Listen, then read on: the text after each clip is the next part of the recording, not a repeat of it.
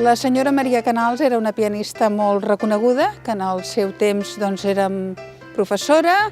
i quan va morir ha continuat la seva tasca en nom d'ella per promocionar la música de piano, especialment per tothom.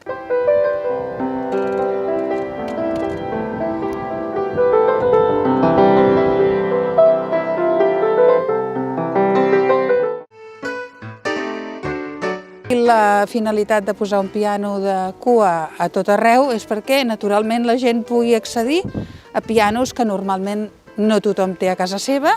i, a més, es puguin familiaritzar i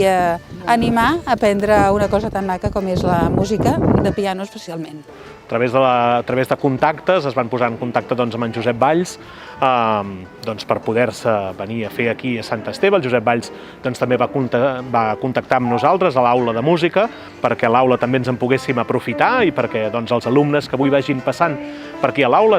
encara que no siguin pianistes, siguin d'altres instruments, també puguin venir un moment, tocar, i de fet estem veient també nens i nenes que estan passant pel carrer, que no pertanyen a l'aula, que no han tocat mai un piano o que no han fet mai música, i en canvi estan podent tenir l'oportunitat de tocar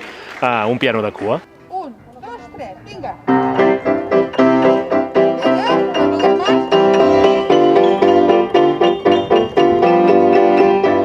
Al carrer, a Barcelona estan molt acostumats, sempre el concurs de piano Maria Canals ha tingut aquesta bona idea i la gent de Barcelona s'ha pogut aprofitar, però en canvi nosaltres aquí, en un poblet com és Sant Esteve, poder tenir l'oportunitat de poder tenir aquest instrument avui aquí és fabulós, perquè a Sant Esteve no tenim cap lloc on poder tenir un piano de cua, a l'aula mateix no en tenim cap,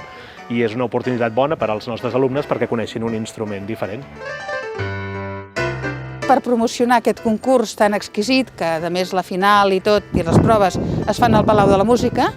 la finalitat és posar els pianos pel carrer per promocionar aquest concurs i perquè la gent s'animi a aprendre música i a estudiar piano.